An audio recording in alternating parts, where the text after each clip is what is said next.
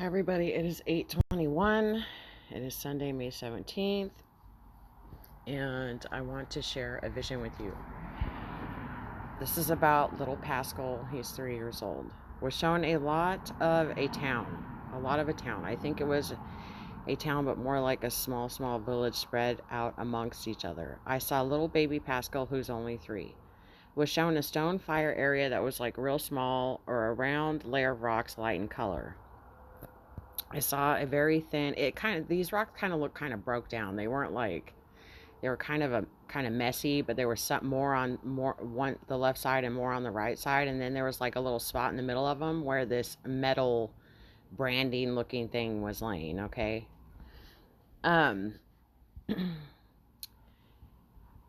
So I was shown that,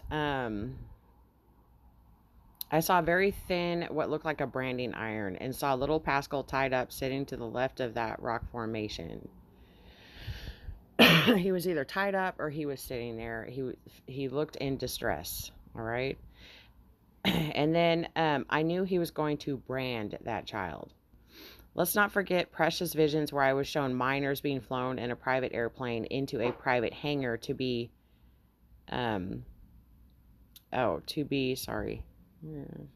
up with a private gas pump.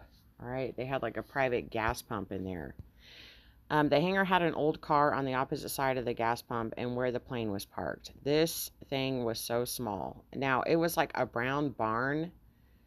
It looks like a pole barn, not a hangar, but it was big enough to have a plane sitting in there. And a gas pump where right when it pulled up to it, the gas pump might have been, the way they had it was so small, maybe 10 feet away. I don't know. But anyway, so that's how small it was, just for example. And the property I was shown with the field and the old barn and numerous old cars that had a hood up. What stands out to me is a white car, maybe an old white large Buick, and a lightly creamed colored station wagon. It was all one color, where children were wrapped in bed sheets and thrown onto the ground. Now little Pascal is being branded. God save the children. Okay, so this is serious, you guys. What happens to these children is that once they get into the system,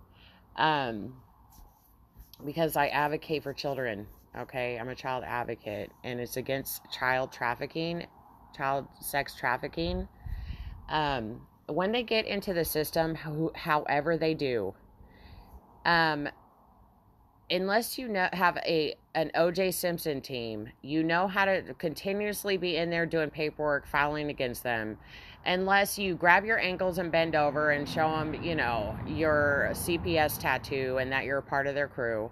Unless you, smile pretty and say, oh, I'm so glad you're rehabilitating my life when you don't need it. Unless you do all these things. That's the system, you guys, okay? So once your kid gets into the system and they deem a place for your kids wherever those kids are at, once that happens, anything could happen to the kids, okay? And they might show up into visitation. They just might have like a prick on their leg.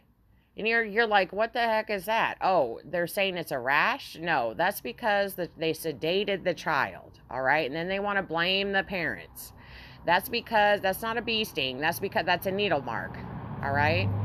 That could have even been like a Narcan. And they will not tell you. And they do not have to disclose to maybe a foster parent's innocent, okay?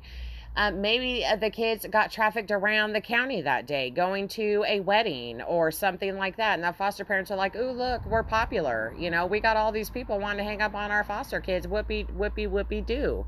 And then they bring the foster kids back and they've attended another CPS wedding. They've attended the CPS friends' wedding. They've attended, Easter Sunday at one of their local churches where there's also baloney going on with kids. They've attended, all these things, and the foster parents are like, wow, we're in the in crowd, oh, how did that prick get there? It must have been from some visitation. It must have been a rash from something. No, it wasn't. They did something to the kids. How'd they get strangled? Oh, it was just the other little kid at daycare. Whatever it was, These are the things that happen to our children, and they're being trafficked, okay?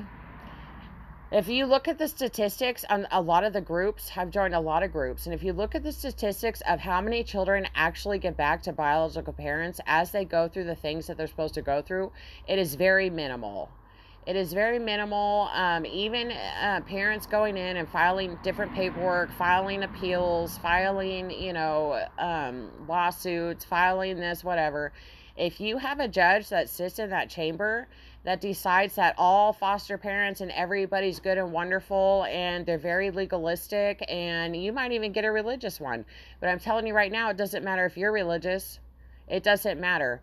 They are, there's ones that are grace, and there's ones that are grace, and there's ones that are legalist, which means that Lord is a Lord over my life, which is very dangerous because their mentality of thinking is that they have to not only follow every 10 commandment, which they can never follow in their own life, and they expect everybody that steps foot into that courthouse to do the same. So that's where it gets bad for the parents.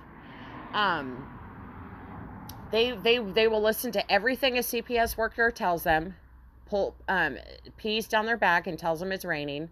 It's holy water. They will listen to any type of anything that comes across their bench that doesn't make sense. They'll still say, oh, it makes perfect sense. This is what God wants. Whatever they say.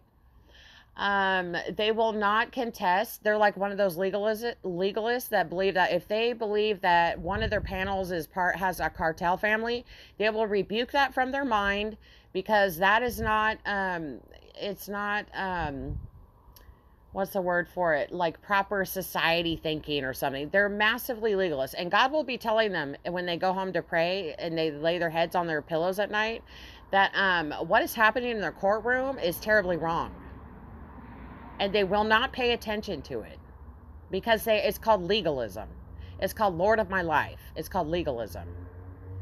Okay, and it's a little bit different than saved by grace through faith. It's a little bit different than OSAS, once saved, always saved. And they get it to where OSAS, once saved, always saved, means that you could just go do whatever and just be saved. And that's not what that means. They're extremely legalist, and they believe that everything that comes across their bench is like, they trust everybody in that courtroom. They trust every CPS. They trust every letter that's printed out for them to read, and they'll just bunch their paperwork up and put it to the side. Barney could walk in off the street and say, I'm the foster parents of these kids, and he'd be like, oh, okay, Barney. That's how some of these judges are, and they're not even the foster parents. They just showed up and just said they were the foster parents. That's how some of these judges are. But the reality of it, you guys, is that kids go missing, and they get missing into the system every year through this country. Out of maybe let's say 12 million children, okay, that go into foster homes, we'll say maybe 4 million, 5 million go missing because of these judges. Nobody knows who's sitting on their panel. Nobody knows who's doing what. Nobody sits there and reads any contradiction paperwork. And when it goes to appellate, nobody does anything either. They just sit there and say, when's the next lunch break? That's how they are, you guys. So I'm telling you, pray for the children to be found. Save the children. Let's have wisdom. Let's not play court. All right? Let's not play court. If you have a child that is in CPS care, I'm telling you, get prayed up, get your house in order, get your papers in order. It takes more than just documenting your every move.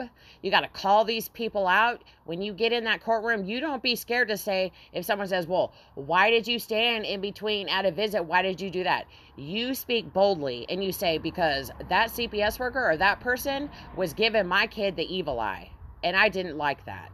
I mean, you have everything transcribed. You don't be scared to speak your opinion. You speak it in respectful, but you speak your opinion. And when you step into the courtroom, they're going to transcribe everything. That's what you want right there, is the transcriptions. If they say, well, why did you do that at a visitation? And you want to tell them, well, my kid all of a sudden started doing some sort of like devil horn reenactment behind a couch like a puppet show, then you tell them that. You don't leave that out.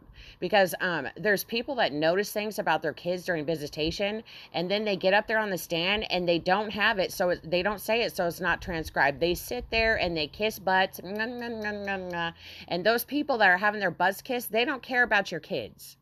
They have no concern or regard over your kids whatsoever. They bring a big, massive paycheck. All year long, they do it. They stamp, stamp, stamp, staple, staple, staple, print, print, print, and kiss your kids goodbye is their mentality. They don't care if your kids get lost in the system.